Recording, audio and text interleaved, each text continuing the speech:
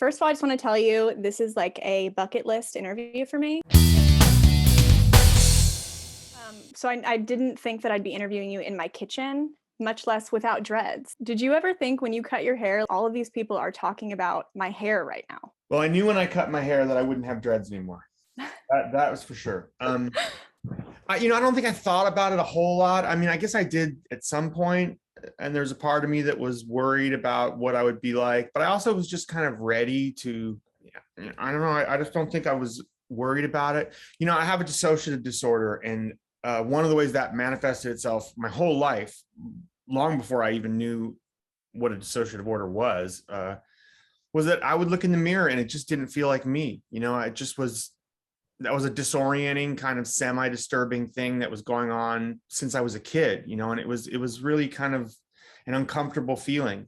And that really changed with the dreads. I remember looking in a mirror at one point and thinking, oh yeah, that does look like me. That feels good. That's what I feel like, and that was a really great thing for me. I just felt so good about myself that way. But I also think that was like, almost 30 years. I just was ready. I wasn't planning it for that day. We were at my friend's house in London and he was at work. I just kind of was trying to keep awake. I went and washed my face. I was shaving. I don't know what I was going to do.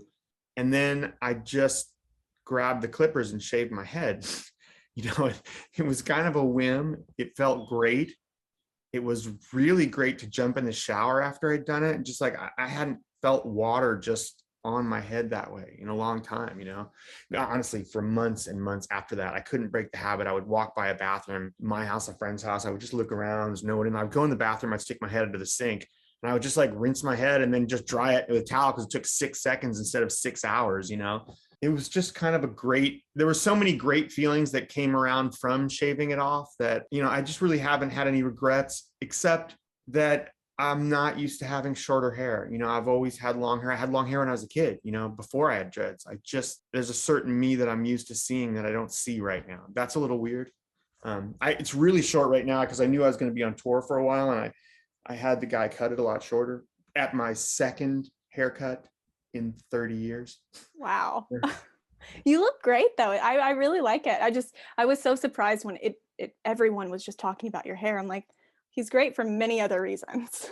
Well, I don't think I thought about it when I did it, but I realized immediately after I did it later that day, I posted a picture of myself on Instagram and I realized, oh yeah, this is going to be a storm. Like this is not going to stop for a while. I guess that's understandable. It always seems dumb to me because like, who cares about our hair? But the truth is it's a big thing and everybody cares about other people's hair. There's all kinds of stuff about that in the news for all sorts of people. And so I guess that was a big deal to a lot of people. Yeah, like I do feel like I've done a lot of other stuff in my life, but I also kind of like, I don't want to be like disingenuous and say that once I think about it, of course people are talking about it. You know what I mean? It doesn't seem important to me, except that it actually was really important to me, both having the dreads and shaving them off. They were both really like big experiences in my life. And I guess it makes sense that other people would want to talk about it too. It's like a new era for the Counting Crows. New hair, new music, new tour. We're ready. A whole new day. Yes. I am so excited for the tour because you're going to be in Nashville in just a couple weeks. So what are you most looking forward to about being back on the road? I kind of want to say that it's the suite because I'm really excited about playing it all together because it's something we've never done. When we recorded it, we didn't play 18 minutes of it. We'd play the whole song and then we'd play into the first verse of the next song so that we made sure the transitions are good, but we didn't play the whole thing. And it's such a cool challenge, like to play an 18-minute piece of music. It sounds really exciting to be performing. But I think the truth is I'm really excited to just see the guys like that because with us, it's not just the band, the crew has been our crew for most of those guys have been there for decades. Wow. This is family that we've spent most of our adult lives around, and I haven't seen any of them in almost 2 years. So that's kind of a big deal, and I think I'm looking, just the other day we had like this sort of like a show argument, everybody's, we're not kids. So there's guys, they have wives. Like the biggest fear you ever have in a partnership like ours is that there's an argument and wives get involved, because then it just goes, that's bad. And it's hard to come back from, and like, so you really do try to avoid that sort of shit. And of all my accomplishments, I'm maybe proudest of keeping a band together for 30 years, you know? But like the other day, we had a fight with a guy and another guy. It wasn't a fight. It was just like a disagreement and somebody airing a kind of a grievance that had been sitting around for a while, and a wife got involved. It looked like it was going to be a disaster. And I first found out about it by, you know, a tearful spouse calling me, you know, like, but I got involved and I had like separate phone calls with her, with the husband, with a bandmate, with all sorts of people. Got it all kind of work. I think it's all worked out. At first I was just like, what a nightmare. And then I realized, no, actually it was so nice to talk to everybody. And it was nice to be back kind of doing my job again, which has to do with, you know, it is musical, but it is also about keeping this whole thing together. And in a way, I just realized I think I miss all these people so much that I was sort of almost, I don't want to say happy, but I was almost sort of like, I guess maybe kind of happy just to be involved in an argument, because like I was working it out. I think it's going to be okay. And like I said, it's family and I haven't seen any of them in a while. Do you think you'll get emotional that first night? I think I'll get exhausted that first night. You know, that's another thing is singing is like doing sit-ups, and 2 hours of it is, it's, as I get older, it's always like really much harder the first couple gigs, just because like those muscles aren't being used as much. So maybe it'll be different from having done rehearsals for like a week. We usually don't do that much rehearsing, but I don't know. I'm probably kind of emotional, mostly really tired. I think just physically, it's a 2 hour show coming off of 2 years of not playing at all.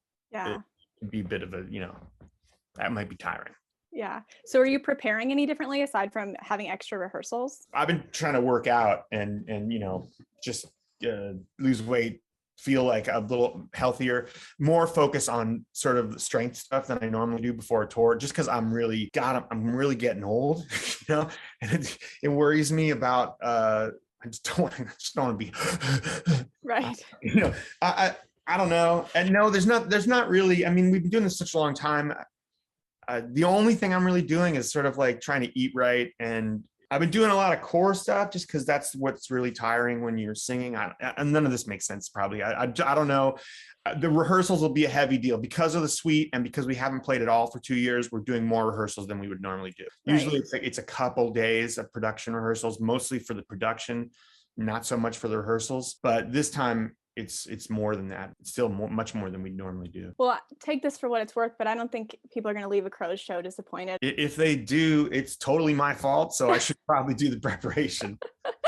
So let's talk about the new music. I love it so much. I was describing this to a friend. It felt familiar, yet completely new to me. And I love every song. I was intrigued to hear the story behind the album title, though. It's a secret. I mean, it's just that I really like the surreal nature of the title and how sort of like how many bizarre images it makes everybody think of. And if I tell people what it is, it'll reduce all that to one thing. And then it won't be my thing anymore. So I've kind of decided not to tell anybody. I didn't even really tell the band. I have now, but my guitar player, Dave Bryson, who I started this band with, called me like a few months ago. And he's like, can I ask you a question? I said, yeah. And he goes, what's the deal with Butter Miracle? What's the title mean? And I said, okay, I'll tell you, but you can't tell anyone. I'm serious. Like, don't tell anyone. It's a secret. And so I told him, but I respect that. It's your own personal thing. Yeah. I just kind of like it. I like it. I don't want to, I feel like it halfway ruins it for everybody because it takes it from being everything to being one thing, even though it's kind of a cool thing. But I love the artwork. Where did that idea come from? Well, my girlfriend turned me on to Beth Hochul. She is just this brilliant collage artist. I really don't like collage art usually because it's often just like 50 million images, which when you pull back looks like something and blah, I don't care. It doesn't really say anything to me. It's scattershot, you know, and but hers were completely different. They were all these sort of like the dichotomy of things, like one image that really is bizarre and surreal against another image. I just thought she was so perfect for this because I wanted something sort of surreal. And boy, she just crushed it. She's such a good artist. I mean, it's just such a great, including the unbelievably threatening, the disturbingly threatening, very, very long butter knife. that's the most threatening butter knife I've ever seen. It's one of those pieces of art that I'm not going to forget. Like when I think of this album, that may be the first thing that pops into my mind. Yeah, I think she's fantastic. She's brilliant. And I was so happy she would do it. It's great. And like I said, I love the music. I've been trying to decide to tell you my favorite song, but it's absolutely impossible because I love every song on that. It changes from hour to hour. But of course, I love Elevator Boots, and it just went #1. So congratulations. Did you expect the reaction that you got from it? No, I mean, I really, not that I don't think it's a great song. I guess I really was thinking about this in terms of the suite, and I wasn't really thinking about individual songs ever. I mean, I mean, all the individual songs are exactly what I want, but I was in my imagination, everybody always listened to it, the Tall Grass, through Bobby and the Rat Kings. It didn't really occur to me that there was even going to be a song that you'd listen to separately until Mark, our manager, was talking about, I think the first single should be Elevator Boots. We should release it come out about a month before the record. And at first I was like, wow, I don't know about putting any song out separate from the record. That seems so weird. And I gave in on it, but it wasn't a big deal. I'm not sure I was right, but I was kind of a little unprepared for it because I really was just thinking of it as this thing, yeah.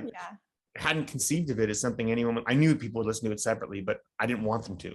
Right. What was the songwriting like? How does it happen whenever you create something that's essentially one piece of music that you break into 4 pieces? Well, with this, after that day when I shaved my head, a couple days later, we went down to my friend's farm, and I was there for the next couple months. And sometimes my girlfriend was there and sometimes my friend was there with his family, but I was there a lot by myself. And I found myself wanting to play piano. So I rented a keyboard, and I hadn't really played much in the last few years at all. I think I was avoiding making records. I know when I start writing, I want to record and then I want to make a record, and it's hard for me to put the brakes on anywhere in there. A couple days after I started sort of messing around with the piano, I wrote the Tall Grass. And then the next day I was messing around with it, and I was experimenting with the ending, like singing those I don't know whys over some different chords. And I really liked the way it sounded over different chords. And then I found myself singing this line, Bobby was a kid from around the town.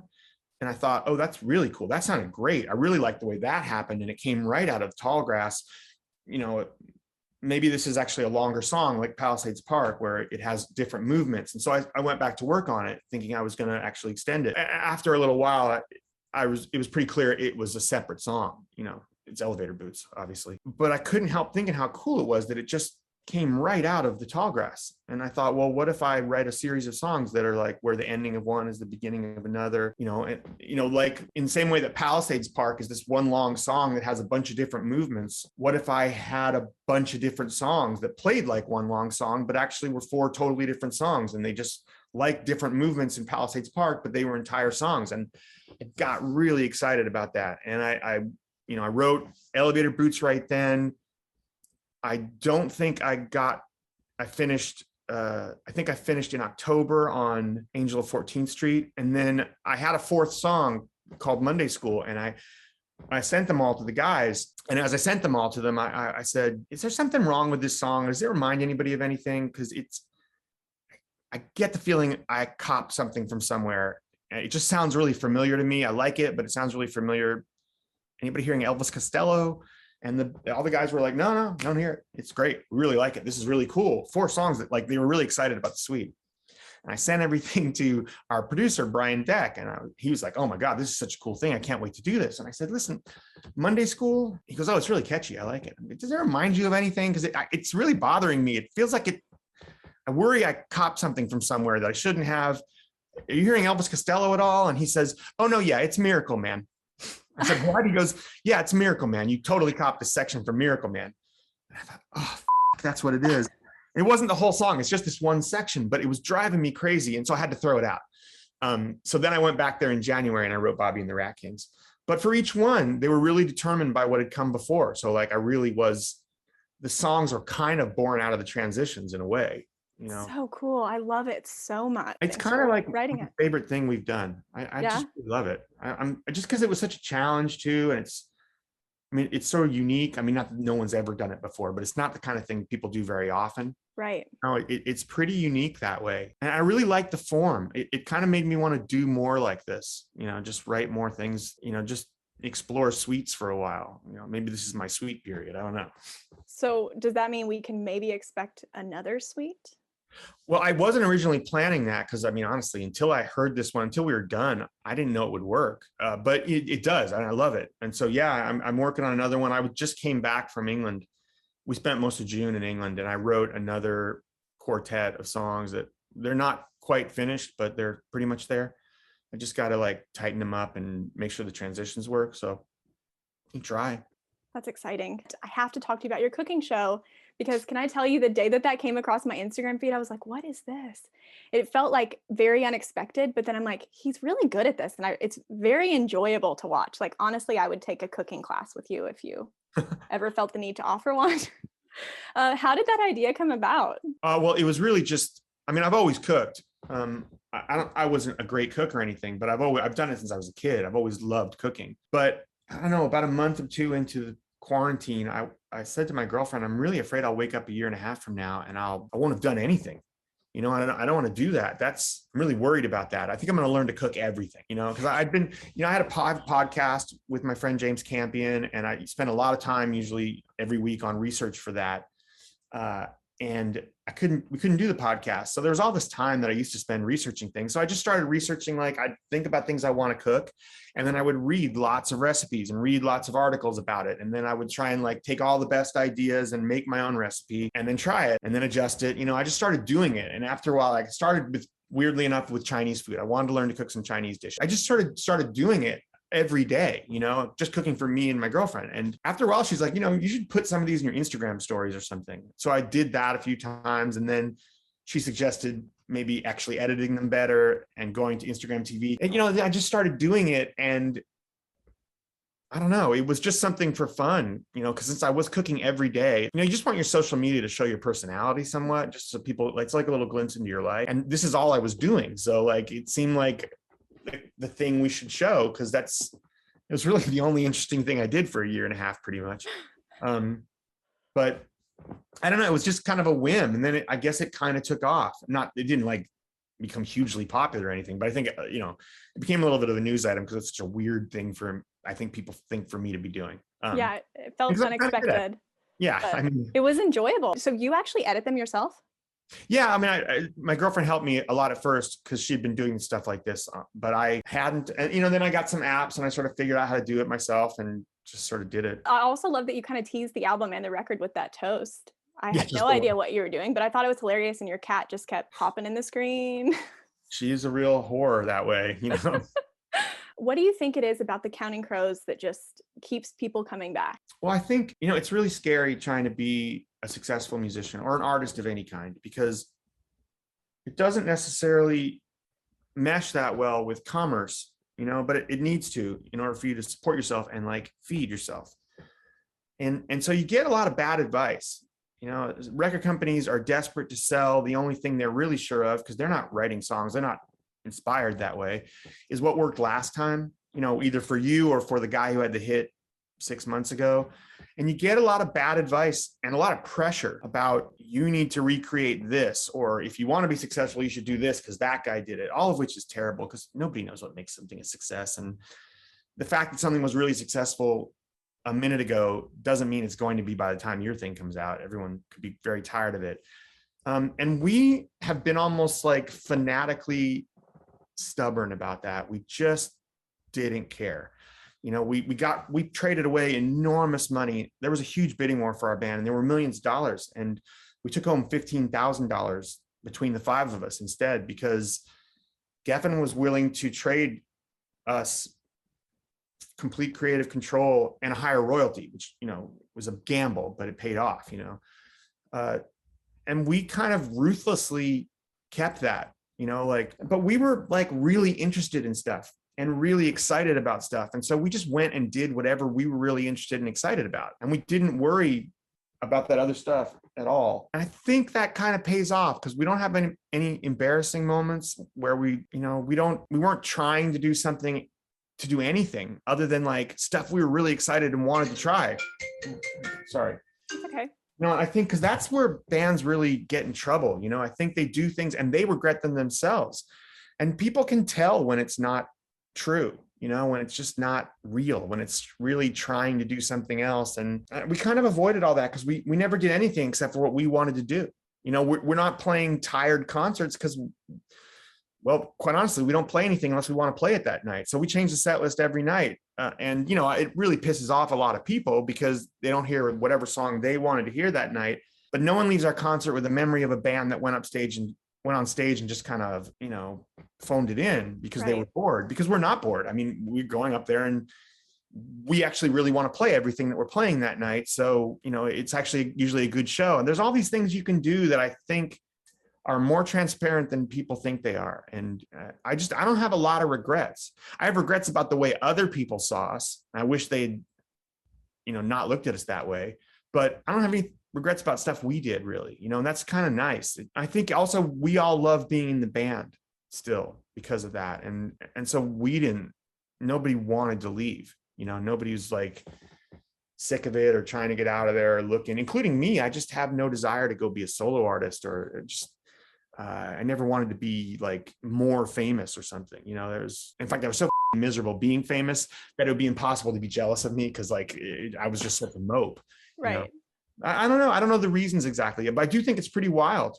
I remember when we were on our first summer tour, we opened for the Rolling Stones and it was on my 30th birthday, the first gig. I remember thinking, wow, I turned 30 today and I'm 30 years old. Their band is 30 years old. That's crazy, and now here we are. And I think it's kind of around 30 years since our band started, depending on what you measure it from, but yeah, it's pretty crazy, I don't know exactly how to explain it, except that it was definitely a priority for me. Like every decision I made was about keeping the band together as opposed to other things, it was all about that. So I don't know. I knew that I loved being in it and I knew I didn't want to have to find another one. And so, yeah. Well, it's worked. So I'm so excited to see you on August 12th. Thanks, Coti.